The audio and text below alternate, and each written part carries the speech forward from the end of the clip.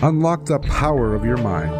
This is Provocative Enlightenment with Eldon Taylor.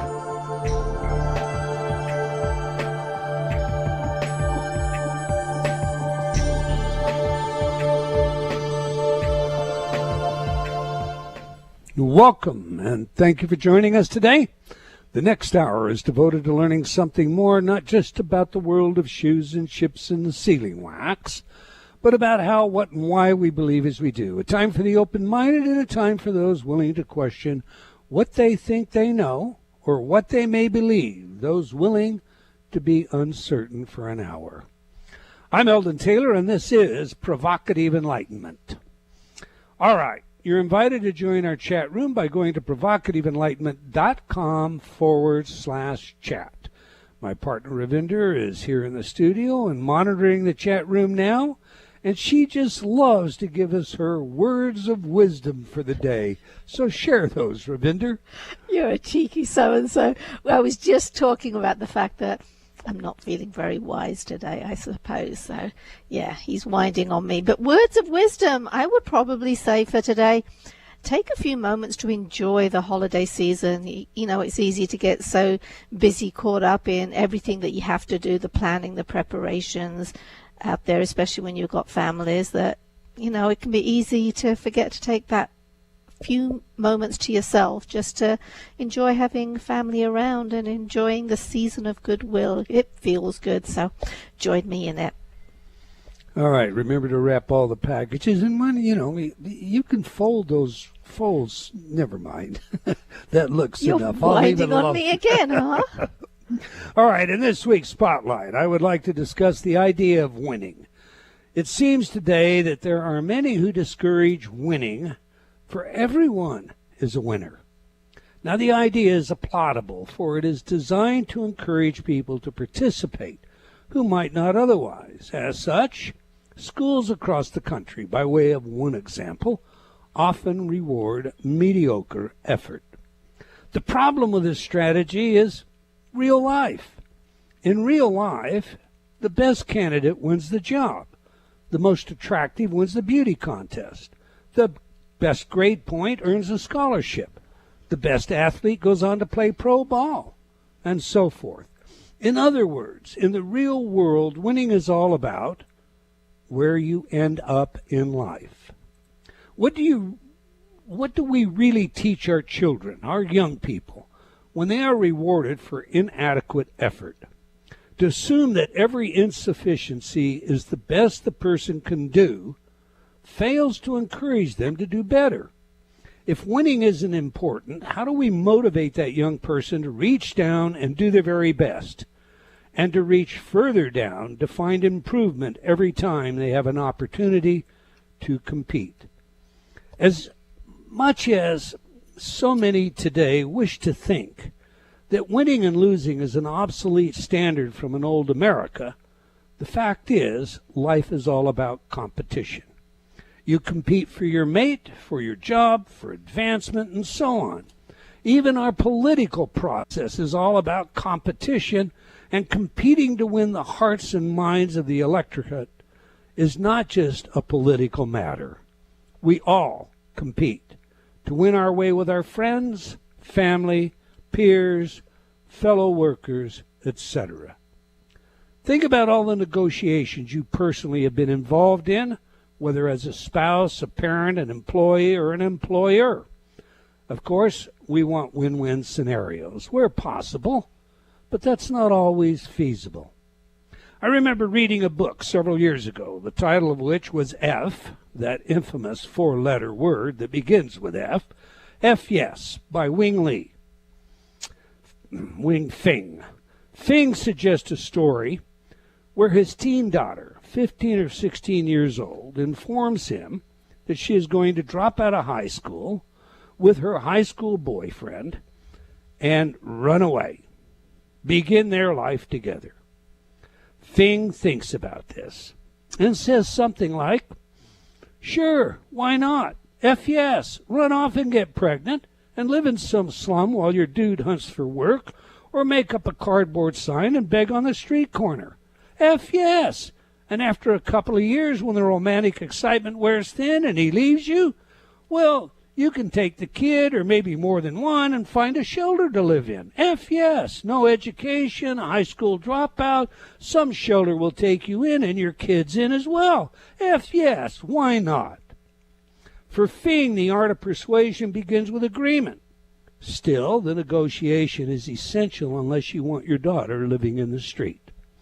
For me, competition is an essential tool in a balanced set of life skills. That doesn't mean you have to win, only that you must do your very best.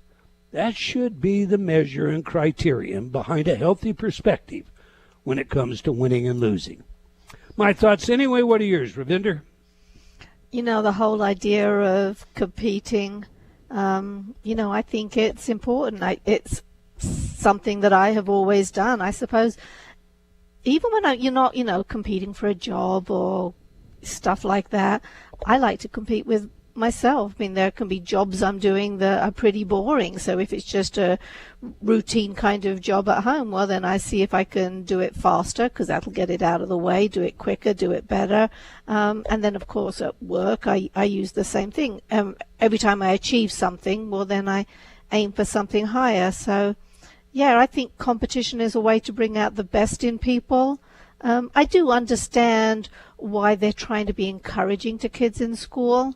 I just don't think that it necessarily works. Sometimes the best ideas actually have the worst outcome. Yep. All right. Every week I read some of your letters as our way of involving you while paying respect to the very important role you play in making this show successful. Last week's show featured John Barge, and we discussed his work and book, Before You Know It, The Unconscious Reasons We Do What We Do. Jory wrote, loved your show with Professor Barge. The interview was too tempting.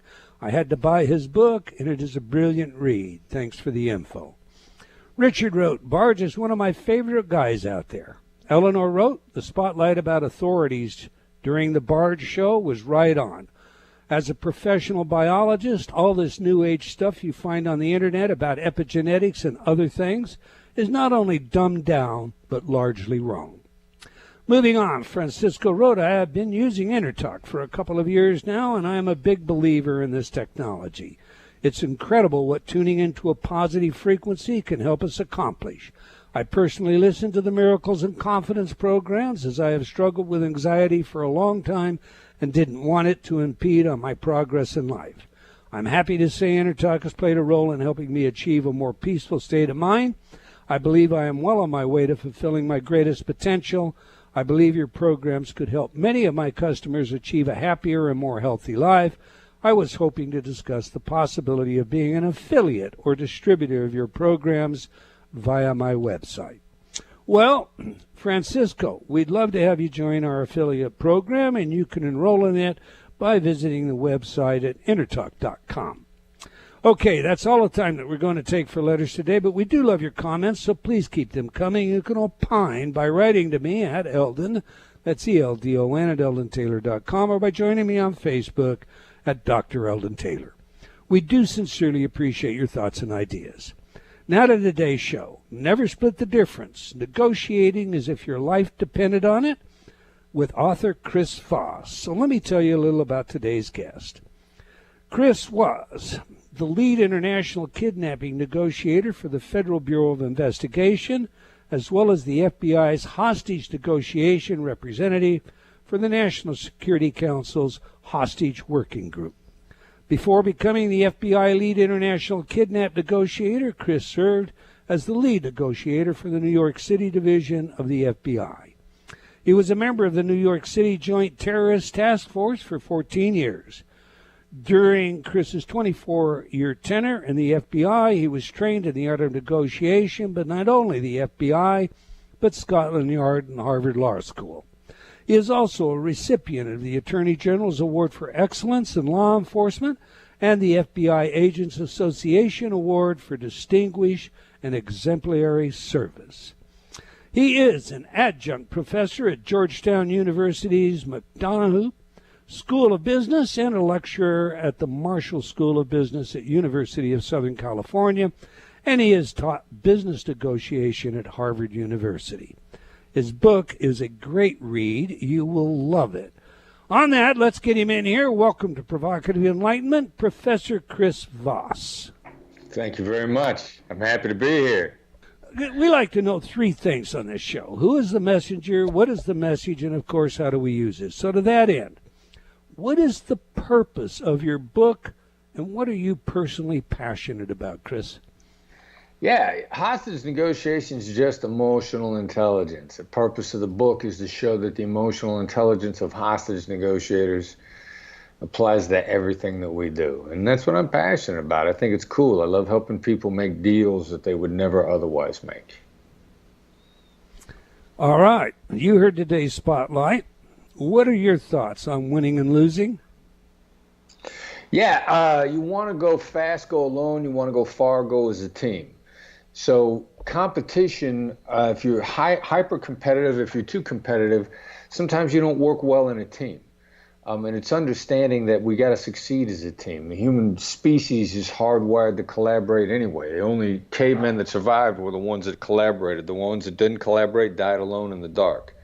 So at some point in time, you can't kill your allies. You got to pick out your allies. You got to work as a team.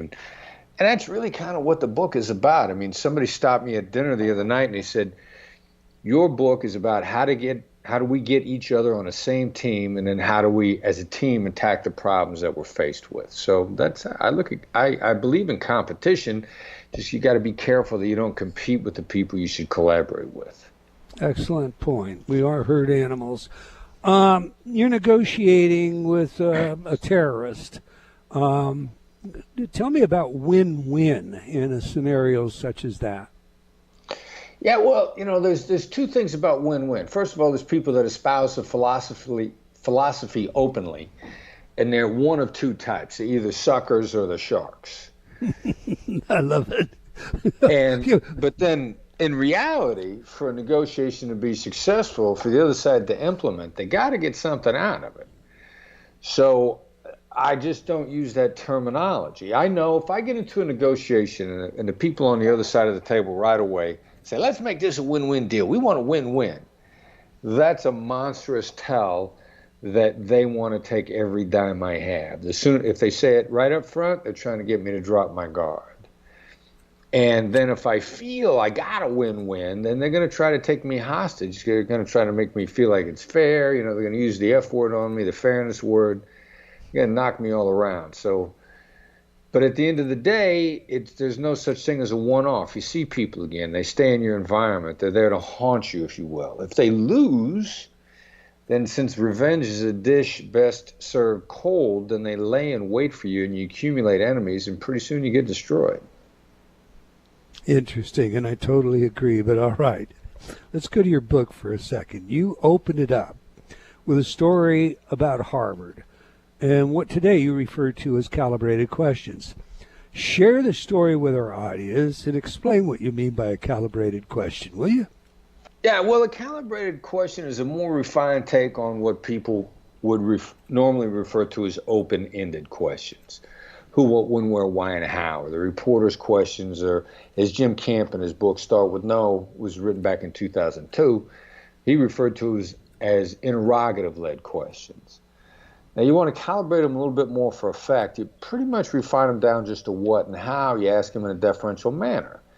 And they're a stealth weapon. They're a way to gain the upper hand, the way to put the other side in problem-solving mode, the way to burden them with the problem, very deferentially, so they don't know how you've blocked them in. So I'm up at Harvard, and I run across Bob Mnookin, who's the head of the program on negotiation, and he's a great guy and has written a brilliant book called Beyond Winning, and the second chapter of that has the best chapter on empathy I've ever read. It's phenomenal. It's worth the book in and of itself. But he's kind of fascinated with this hostage negotiator. What am I? Am I a unicorn? Am I a singing and dancing monkey? I mean, what kind of a creature is this hostage negotiator? So he says, if I was a kidnapper and I had your son a hostage, what would you use on me? Now, I already know where this is going. As soon as he asked me this question, I know he's getting ready. He wants to do a little one-on-one. The most dangerous negotiation is one you don't know you're in, and this negotiation has already begun. So I got to get him to drop his guard. And so I say, yeah, I'm not going to do much. I'm just going to ask you a couple open-ended questions. And he kind of goes, really? I mean, yeah, that's it. And he says, all right. And, he gets his secretary in with a tape recorder, and he gets somebody else in to watch. Now, all of a sudden, he wants to go one-on-one in front of an audience.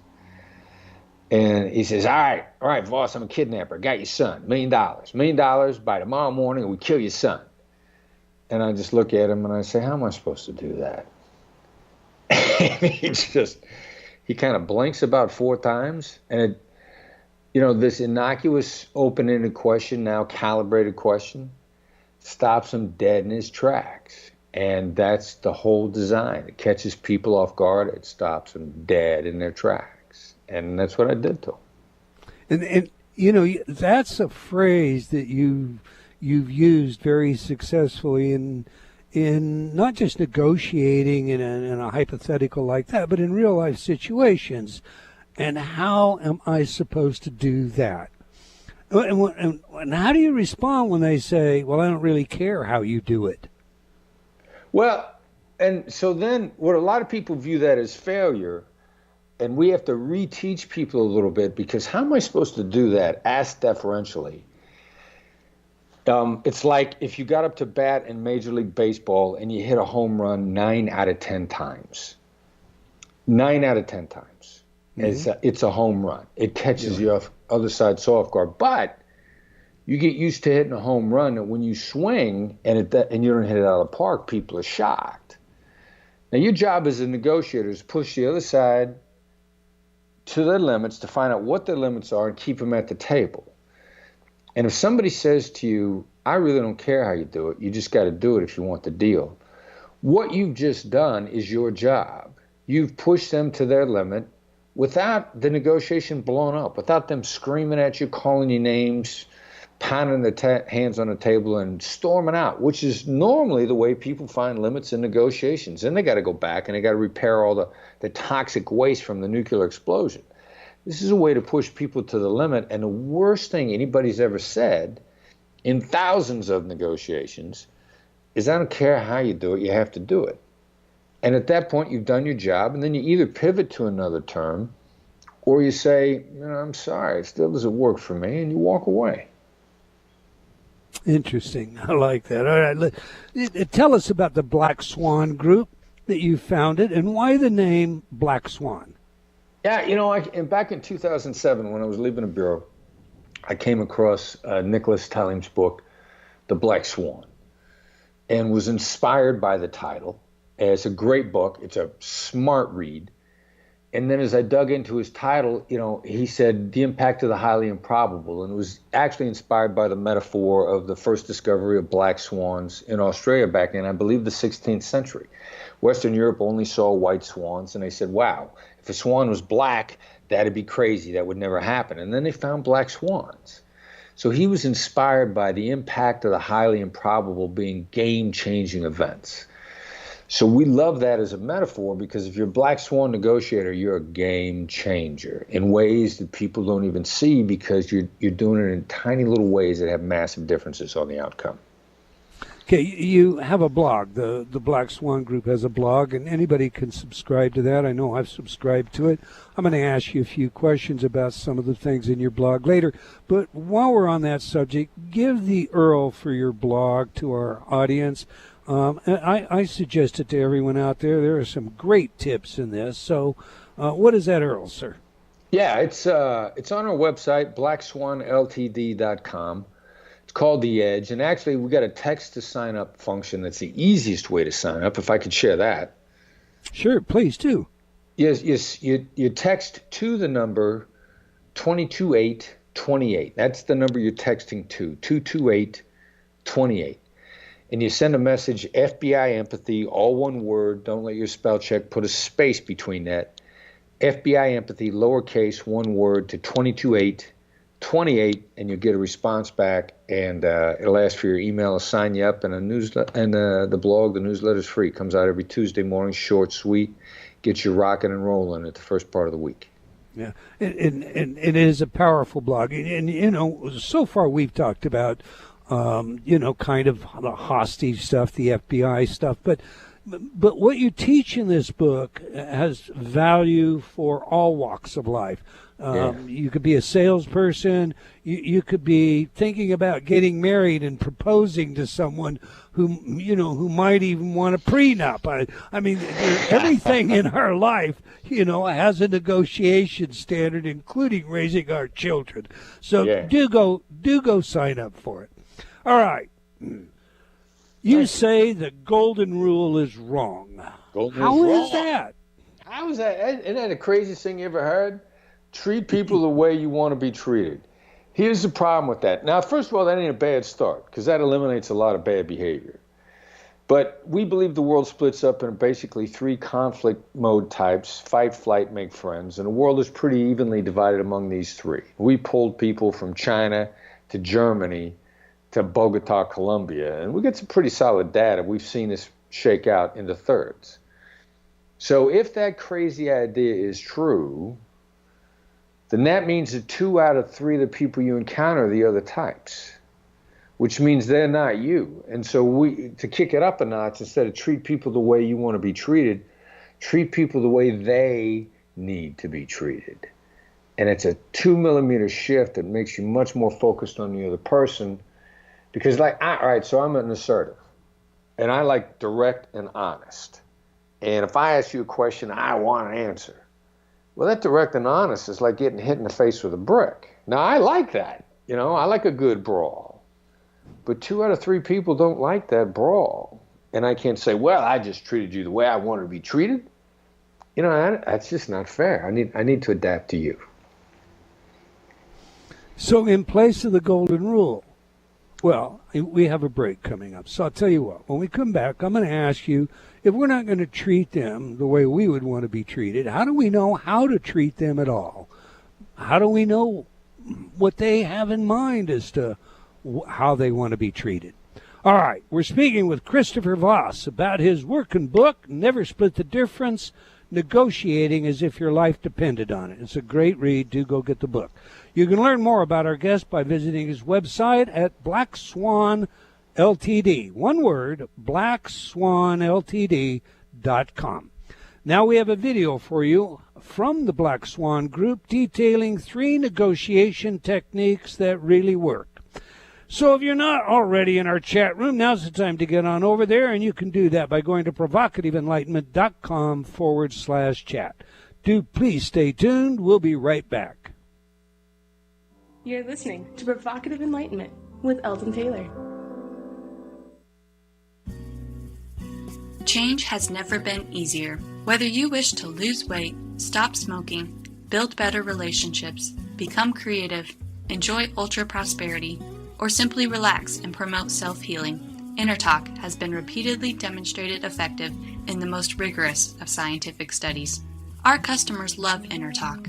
Sean wrote, I have struggled with bulimia for over 30 years and have never been able to lose weight without restoring to it until I used Inner Talk. Vicky wrote, my hubby has been using the Stop Snoring CD and already his dangerous and raucous snoring levels have stopped. Celeste wrote, I recently graduated from Taft Law School with honors. I'm writing to tell you how much your Inner Talk CD, Excel in Exams, has helped me. With over 300 titles to choose from, there is something for everyone. Check it out today by going to innertalk.com.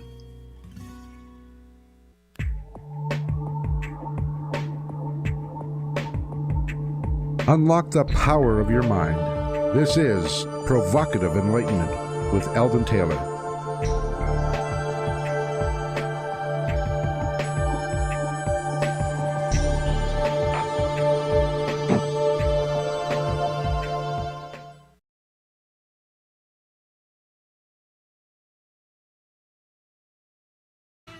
Welcome back. If you just joined us, we're chatting with Christopher Voss about his working book, Never Split the Difference, Negotiating as If Your Life Depended on It.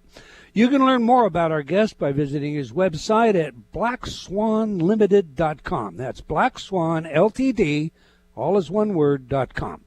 Okay, every week we ask our guests for their favorite music that has some real meaning to them. Music psychology, as you know by now, is a field of research with practical relevance in many areas, including intelligence, creativity, personality, and social behavior. All right, your chosen music, Chris, is Elevation by U2. Please share with our audience why this one is so special to you and how it informs us about who you are. Ah, wow. All right. So it's kind of classic rock. It's got great energy. It's optimistic. It's abundant thinking. It's about having a great relationship. It's about living a great life. U2's about the possibilities of life. They're very spiritual. It's kind of hidden. You might not realize how spiritual they are. It's all that stuff wrapped into one. And you identify this with someone special in your life? I mean, I have to ask that question. Well, I have someone special in my life, but in general terms, life is, elevation is about a collaboration anyway. You can't do it alone, no matter what it is. So, yeah. I love the lyrics, by the way. A star lit up like a cigar, strung out like a guitar. It's great. Great. All right. Anyway, back to where we were. How do we know how to treat people? That is, how do we know, how they want to be treated? Well, yeah. I mean, besides the three types, what is sort of the universal aspect of all three types where you're trying to figure the other guy or gal out? So we all want to be heard out. That's the hack.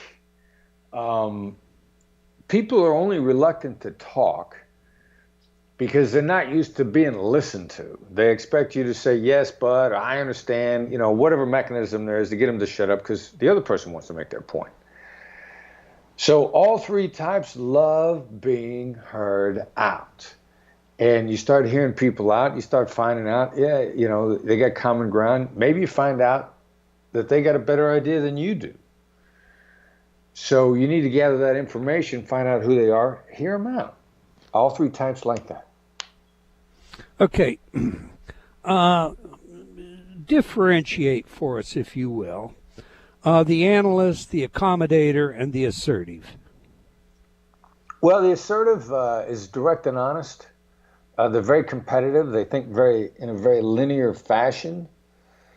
And each type has something they want more than the deal. And the assertive wants to know that you got what they had to say. They're the ones that really kind of, interestingly enough, are the most vulnerable to being heard out because that's what they want. They don't care if they don't get the deal, but they want to be sure you know where they're coming from. And, they feel pushy. Classic example, they generally have a really soft inside. People are shocked at how caring and assertive could be because their manner doesn't seem like that. When I'm in my natural born assertive mode, I'm very direct, very honest with people. And one of my colleagues once said, when you get like this, dealing with you is like getting hit in the face with a brick. So that's a little counterproductive. Now the analyst, the analytical type, the flight type, which on the surface we would call them that. They see conflict as a waste of time. They're distant. They're very methodical. They're great on research. They think things through. They're really proud of how much they know. They still want to fight about it. You could never say to an analyst, I disagree, because that's going to drive them away. They're going to seem very distant and cold to you. But you can say, hey, you know what? Let's compare how we see things. And they'll go, okay. They just don't want to fight. They just don't want to argue. They're real good at solving problems on their own. A lot of super successful CEOs were originally analysts because you're going to promote the guy or gal that solves problems on their own and never causes problems. And that's what analysts do. They just don't cause problems. They don't like conflict. The accommodator is a relationship-oriented person. A relationship is the number one thing with them. As long as they have a relationship with you, they don't care if they get anything done because the relationship is the objective. They're very likable. And a lot of assertives and analysts are masquerade as accommodators because, the other two types sit back and they see how far the relationship-oriented person gets, and they see the relationship-oriented person outdistancing them, And they can't figure out why. And finally they just said, well, that person smiles a lot. And they seem to be really friendly. So as soon as they adopt that sort of as a surface behavior, they get so much farther that way. Because ultimately, we got, as we said at the beginning of the show, we got to collaborate. And you're more likely to collaborate with someone you enjoy dealing with. Right. All right. You have negotiation rules. One of them, rule number 3, I believe, and that's correct me if I'm wrong, says you always get someone to agree with your proposal 3 times in a row. What is the magic to this 3 times rule? Well, and even if you bother with yes. Now, yes is a really iffy word, and we don't try to get to yes. We try to get to that's right. But if you're on yes, there's 3 kinds of yeses: commitment, confirmation, and counterfeit. Now, we are so seduced by the word yes that many times we're going to get the counterfeit yes. It's a lie. People are luring us into providing all sorts of free value. It's really it's a maybe or it's a no coming in disguise, but they want as much as they can get out of you for free. So you know, and you got to you got to double check. You got to shake. If you're on yes, you got to shake it hard. You got to shake it hard. You got to get them to say yes to the same thing, not 3 different yeses, which people get very confused by, but yes to the same idea 3 times in the same conversation. And one time somebody's trying to hire us for our services, and I said, we're expensive. We cost a lot of money. And they said, all right, I'm prepared to pay, because what they wanted was to get the service and owe the money after the fact and then not pay. That's real common. So I said, so if we and I'm talking to this person face to face. So I said, you don't have the money to pay, but you're going to have it soon. So if I provide you with the service, you're going to pay in plenty of time. And he says, yeah, because people are so seduced by yes. The liars are only used to saying it once. So I looked at him again. I said, so you're sure you're going to pay as soon as you get the money? And he almost turned completely to his left and then turned back and looked at me again and went, yeah. Now, he was lying and was so shocked that he was going to have to say yes to me more than once. He almost melted down and was so caught off guard that I needed to hear it more than once. And I was this yes to the same question, not 3 different yeses. These are 2. There's a difference between a thoroughbred and a donkey, are the differences between these 2 things. So if somebody's lying to you, they'll never be able to give you more than 1 solid yes in a row because they're so shocked that you didn't buy it the first time. And they're going to give you what some people refer to as tells. There's going to be a serious tell. They're going to look to the side. They're going to hesitate. They're going to look up. Their head almost might pop off their shoulders. They're so shocked because they know they're lying to you, and they're shocked that the 1 wasn't enough. That's a similar technique that's used often in interrogation. But how much similarity is there, do you think, a good interrogator may use to that? Which is, negotiation skill. Well, a great interrogator, not just a good, but a great interrogator, doesn't even bother with the word yes. Because what they need is the information that supports the contention. And they're really worried about how and what and when and who and specificity of detail. I happen to be sitting with the guy who's running the hostage negotiation team in the New York office of the FBI just a couple of months ago. And, he's a great guy, and actually we have remarkably similar backgrounds, and we're sitting there having a cup of coffee, and I said, as a great negotiator, business negotiation, we don't bother with the word yes, it's useless. How is all important. And he's still not buying that his skills transfer. He's me at a younger age. And I say, when was the last time you asked somebody in an interrogation if they committed the crime? We don't ask that, and he never does. And that's when the look came over his face. He was like, yeah, I never ask narrow questions like that. So to really raise the level of your game, you got to get out of those binary answers.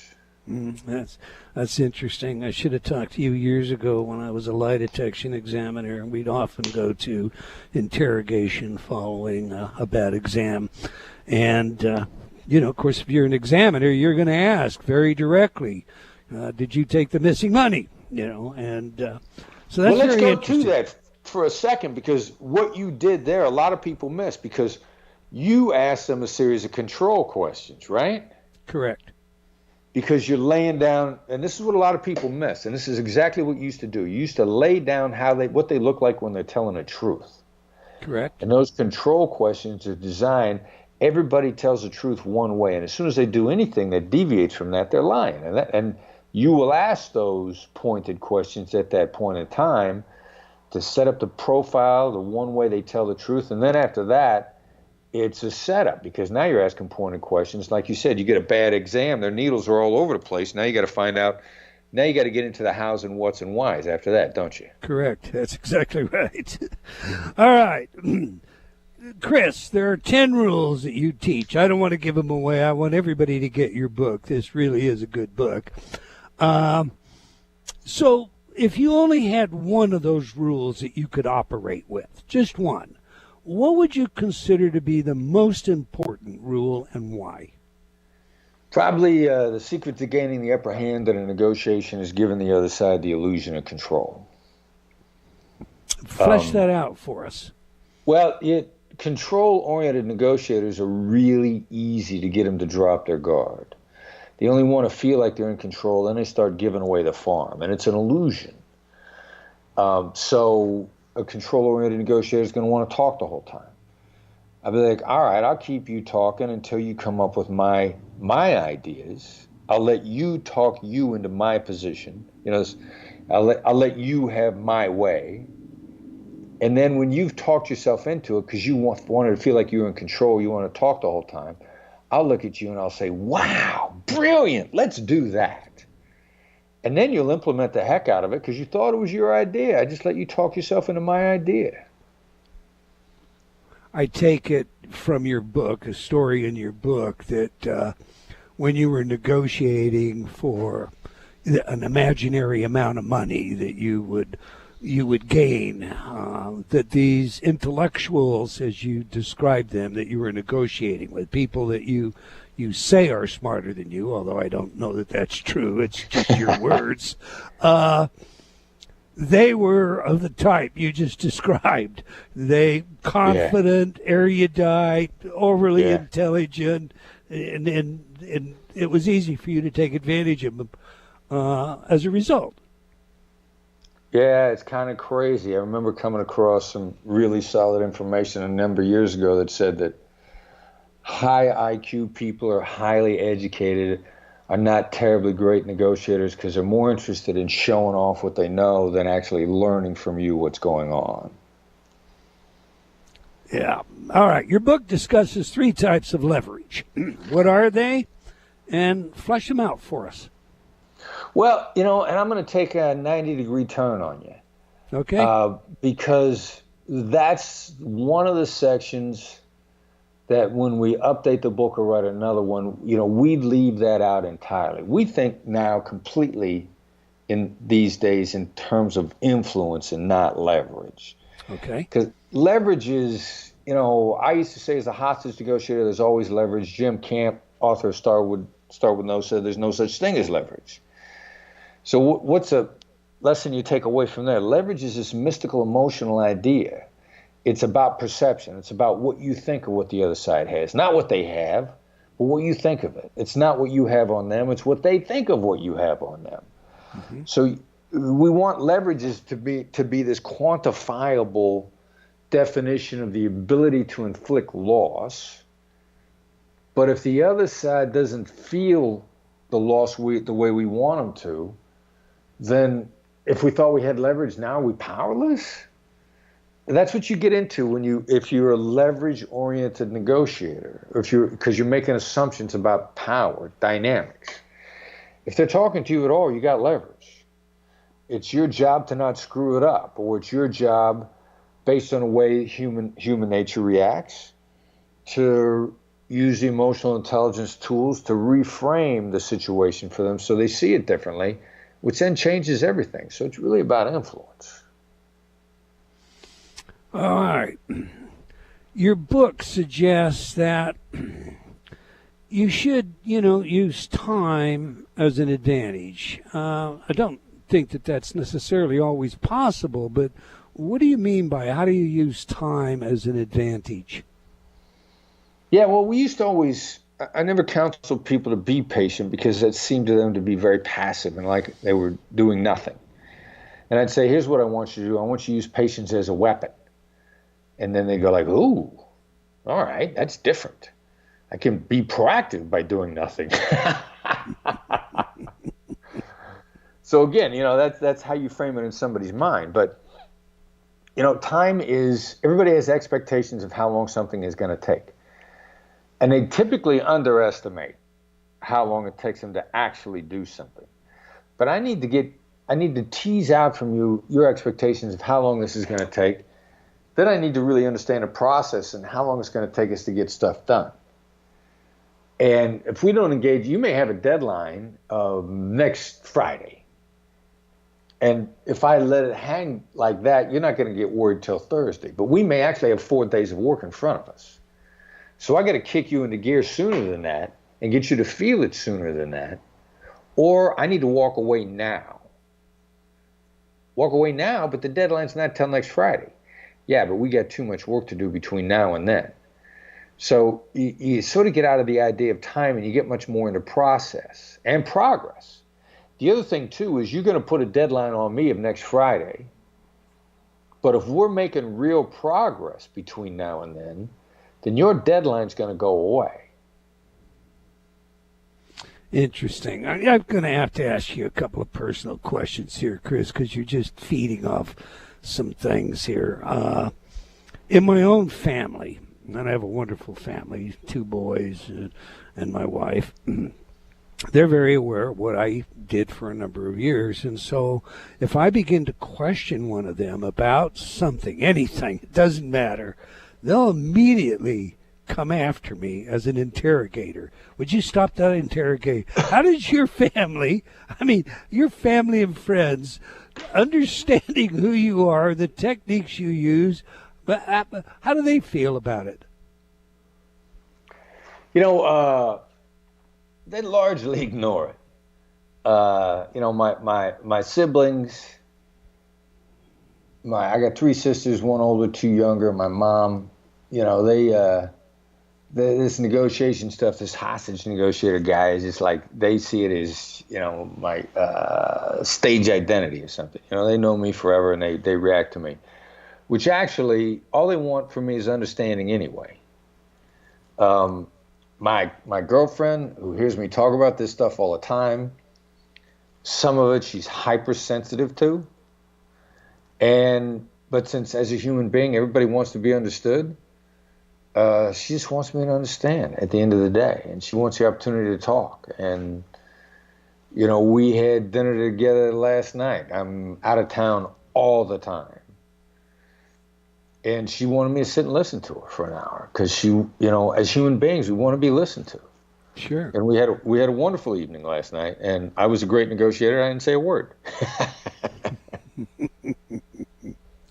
But there is a sort of hypersensitivity that develops. I think it's very normal, at least based on the experience that I have. I got a second question for you, and if you don't want to touch this one, I understand. But, it saddens a lot of people what's going on today in our country. Polls tell us today that the FBI's support is eroding among the public. Among Democrats in the latest poll, 67% trust the FBI to do what is right most of the time or just about always. Now, this contrasts with only 39% of the Republicans surveyed, and these findings are in stark contrast with other polls taken as recently as 3 years ago that showed higher levels of support for the FBI among Republicans than Democrats. The latest is the former director, James Comey, stumping for Democrats, insisting that they, quote, have to win this next election.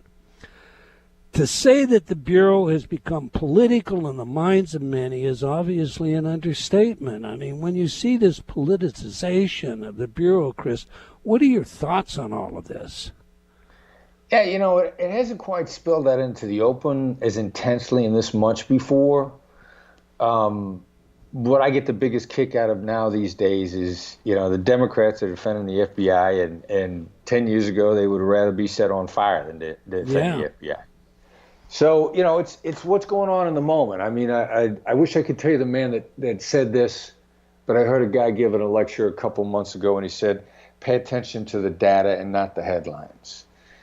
I think the headlines, are distilled. I want to distill down the worst to us on a given moment. Everything, nothing stays the same. The public support for the FBI is going to wane and lag, and it's going to come back. And the minute this White House needs the FBI to bail him out of something, when they talk about the Central American terrorists and the criminal gangs, and then he goes off and begins to talk about how great the FBI is. So the opinion polls of the moment are just, it's just like withstanding the waves. You're going to get waked, and things are going to smooth out after the waves are gone. All right. We're short on time, and I have got another, 18 questions here for you. Maybe we're going to have to bring you back. So I'm going to look at wrapping up a couple here, quick points. Tell me, share with our audience the Ackerman plan. Mike Ackerman, borrowed this, stole this, derived it. I checked with Mike and about this, but it's the three phases of bargaining. It's the smartest bargaining system that we've ever come across. If you get into bare knuckle bargaining, it takes into account human nature, the feelings the other side needs to feel successful, how to handle incremental gains. And people that learn the Ackerman bargaining system, you don't make a deal in one setting. You're going to make it in 3 rounds of bargaining, and we show you exactly how to work your way through it. And if you layer in heavy doses of empathy, you probably are settling in by the second round on your price before you even get to the third round. And this is all fleshed out in your book. So, once again, I want everybody to have the title of this, Never Split the Difference, Negotiating as If Your Life Depended on It. Why the subtitle? As if my life depended on it. Yeah, we get stressed out, and our biggest problem is our biggest problem, and so much we react as if it was our life depended on it. So, hey, if you feel stressed, you've been taken hostage on some level, and this is a way to deal with that. Okay, it is a great book. Listen, Chris, I want everyone to know how to learn more about you. Find your blog and book again, and if you're doing any presentations, public presentations, or, some of the businesses out there that listen to this show, business people, want to bring you in and have you address their audience. Take a minute and share that information with our audience, please. Yeah, well, info@blackswanltd.com is to email us, to engage us, whether you need a keynote, whether you need training for your company, whether you're an individual. I mean, we like the superstars. More and more superstars we're training on an individual basis, really more than companies. And we coach negotiations as well, too. I mean, I asked our coaches the other day, as a general rule, do you think how much time? I'm guessing we save cut 2/3 of the time normally required out of a negotiation. Think about how much time you could get back if it took you only 1/3 as long as you're used to handling a negotiation to bring it to resolution. We save people massive amounts of time when we coach them. All right, I've got 15 seconds, and I'm going to let you close this one out because I saw you do this in my homework. Mirror words. Tell me about that. Tell you about that? There you go. I love it. We'll let the audience tangle on that. Thank you for your work, Chris, and for your willingness to share it with us. We've come to the end of another episode of Provocative Enlightenment. I want to thank all of you for joining us today. I hope you enjoyed our show, and will join us again next week, same time and same place. And do tell your friends. Let's have them join us as well. Okay, until next time, wherever you are in the world, remember, believing in yourself always matters. Provocative Enlightenment has been brought to you by Progressive Awareness Research and other sponsors. Provocative Enlightenment is a syndicated show and appears on other networks. For a schedule of show times, visit provocativeenlightenment.com. If you're interested in becoming a sponsor, write to Eldon at eldontaylor.com.